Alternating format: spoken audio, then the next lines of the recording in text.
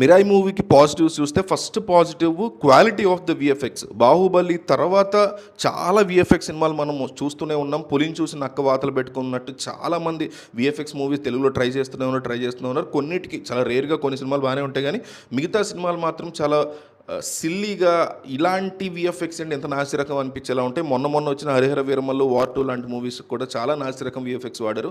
ఇందులో మాత్రం మిరాయికి biggest positive ఆ క్వాలిటీ, వరల్డ్ క్లాస్ క్వాలిటీని చాలా పర్ఫెక్ట్గా వాళ్ళు ఫాలో అయ్యారు. అవుట్పుట్ కూడా, ఎగ్జిక్యూషన్ కూడా అంతే బాగా వచ్చింది. దాన్ని తగ్గట్టుగా డిజైన్ చేసుకున్న action sequences, eagle bird sequence కానీ, క్లైమాక్స్ కానీ అక్కడ బాగా కుదిరాయి.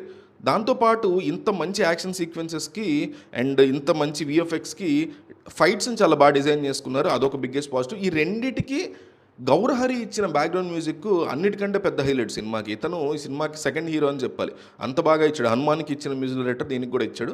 చాలా బాగా బ్యాక్గ్రౌండ్ మ్యూజిక్ని ఇతను యాడ్ చేశాడు. అయితే డైరెక్షన్ కూడా చాలా డీసెంట్గా ఉంది, అది కూడా బిగ్గెస్ట్ పాజిటివ్ ఈ సినిమాకి. అయితే హనుమాన్లో ఎట్లాంటి ప్లాట్ తీసుకున్నారో అట్లాగే దీంట్లో కూడా చాలా రిఫ్రెషింగ్ ప్లాట్. అంటే హనుమాన్ అన్న కొద్దిగా మనం సూపర్ హీరో మూవీస్లో చూస్తూ ఉంటాం ఆ ప్లాట్, అంతకంటే ఇంకా రిఫ్రెషింగ్గా ఉండే ప్లాట్ని ఈ మూవీలో వీళ్ళు తీసుకున్నారు. సో ఇవన్నీ కూడా ఈ సినిమాకి బిగ్గెస్ట్ పాజిటివ్స్ అనిపించింది.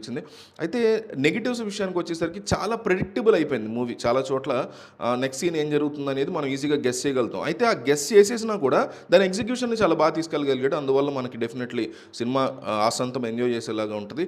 లెంత్ కాస్త ఎక్కువైంది, కాస్త ట్రిమ్ చేసుకుంటే బాగుండేది అనిపించింది. ఎంటర్టైన్మెంట్ సీన్స్ వర్కౌట్ కావాల, కామెడీ కానీ ఎంటర్టైన్మెంట్ కానీ, hero attitude, hero kind of ఈ ఎలివేషన్ స్టార్టింగ్లో ఇవన్నీ కాస్త అంటే మరీ రొటీన్గా స్టీరియోటైపికల్గా అనిపించింది.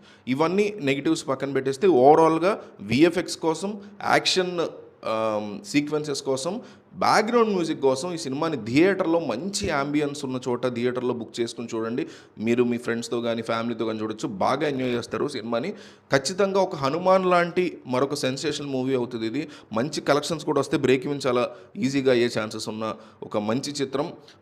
డెఫినెట్లీ అందరికీ నేనైతే హైలీ రికమెండ్ చేస్తా ఇన్ థియేటర్స్ ఈ మూవీని. సో మీరు ఎవరైనా చూసుంటే మీకు ఎట్లా అనిపించిందో కామెంట్ చేయండి.